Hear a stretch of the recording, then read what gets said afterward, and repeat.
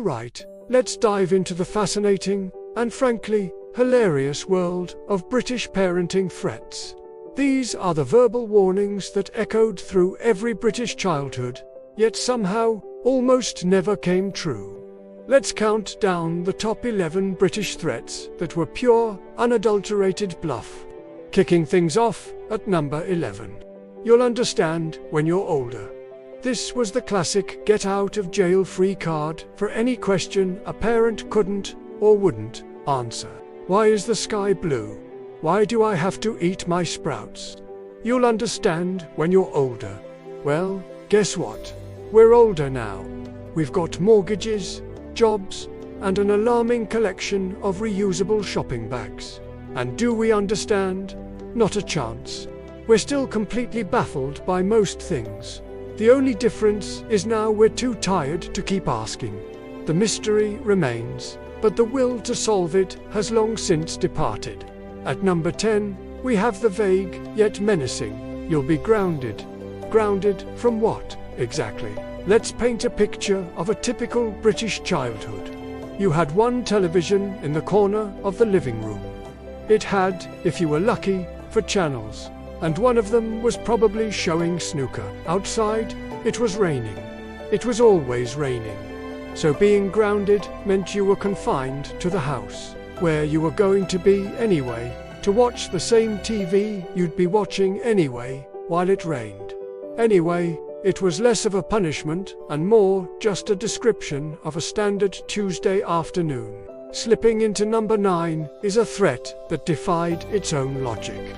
I am not asking you again. The beautiful irony of this phrase is that it was always, without fail, followed by the parent asking you again and again, and a third time, for good measure. Each repetition would get progressively louder, the syllables more clipped, until your name sounded less like a name and more like a warning siren. It was a masterclass in escalating volume. The threat wasn't in the words themselves, but in the terrifying crescendo of their delivery. Next up, at number 8. A threat that struck fear into the heart of every child at dinner time. You'll have nothing for tea. This was the ultimate culinary punishment. The vision of an empty plate while everyone else tucked into shepherd's pie was truly terrifying. But did it ever actually happen? Of course not. Tea, or dinner for our international friends, always arrived. It might not have been the tea you wanted. It might have been a slightly sadder, less exciting version. Perhaps it was just toast. But it was still something. British parents understood that a hungry child is a far greater menace than a slightly disobedient one. The threat was about the quality of tea, not the existence of it. At number 7, we have the one that sounds like it's straight out of a Victorian novel. I'll wash your mouth out with soap. This was reserved for the most heinous of verbal crimes, like saying a word you heard your dad shout at the football. Every child lived in mortal fear of this soapy sentence. We imagined the ghastly taste of imperial leather or Wright's coal tar. But let's be honest, has anyone ever actually met a person who had this happen to them? No specific soap brand was ever mentioned. No evidence was ever produced. It was a myth, a legend passed down through generations. A powerful piece of folklore that kept our language just a little bit cleaner.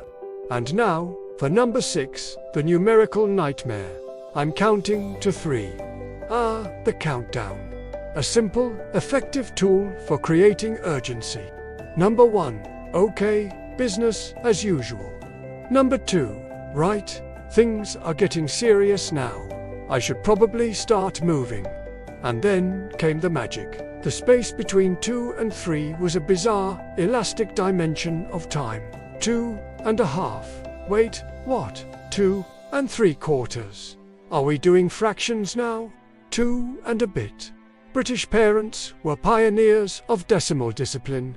They could stretch that final second into an eternity, buying themselves precious moments while you, the child, scrambled to comply before the mythical 3 was finally uttered. What happened at 3?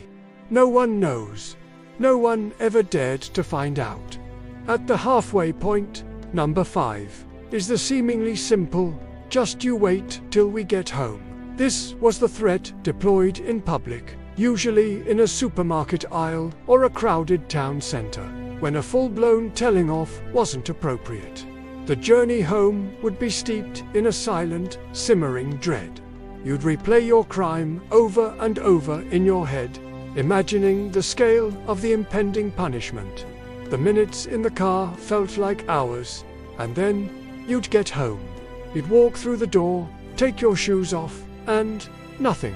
The kettle would go on. The TV would be switched on. An unspoken agreement was made to just forget the whole thing ever happened. The sheer psychological torment of the journey was, it seems, the punishment itself.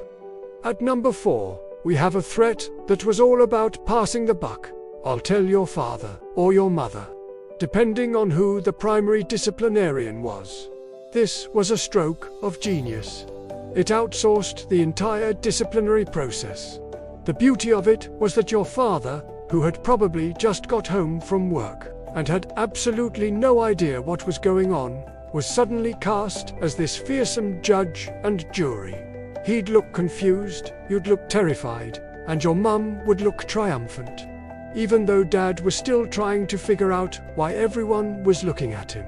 The mere threat of his involvement was enough to restore order. The chain of command was a powerful, if slightly baffling, tool. In our top 3 now, at number 3, is a phrase that defied the laws of physics. You won't be laughing in a minute. This was usually said when you and a sibling were in the middle of a fit of uncontrollable giggles, probably over something incredibly stupid.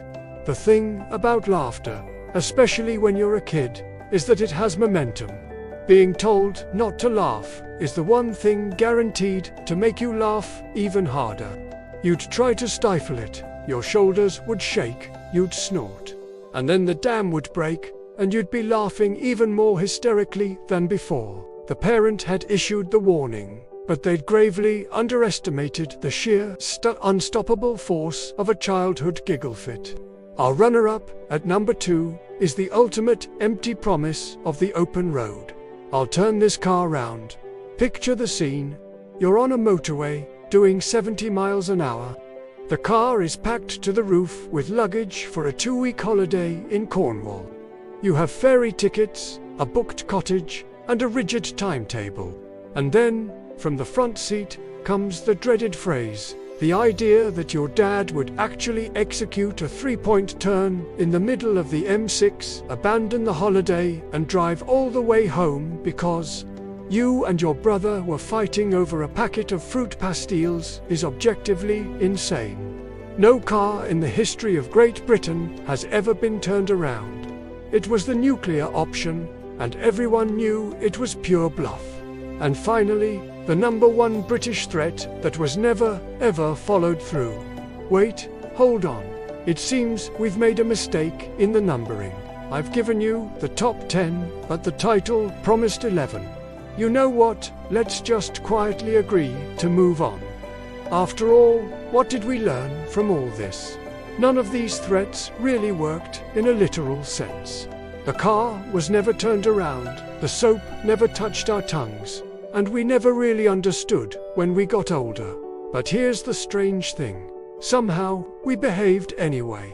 Maybe it wasn't about the punishment itself, but the temporary restoration of order. British parenting, it seems, is a masterclass in psychological warfare, mostly bluff, but surprisingly, astonishingly effective. Thanks for watching. If you have any empty threats from your own childhood, share them in the comments below, and don't forget to like and subscribe for more.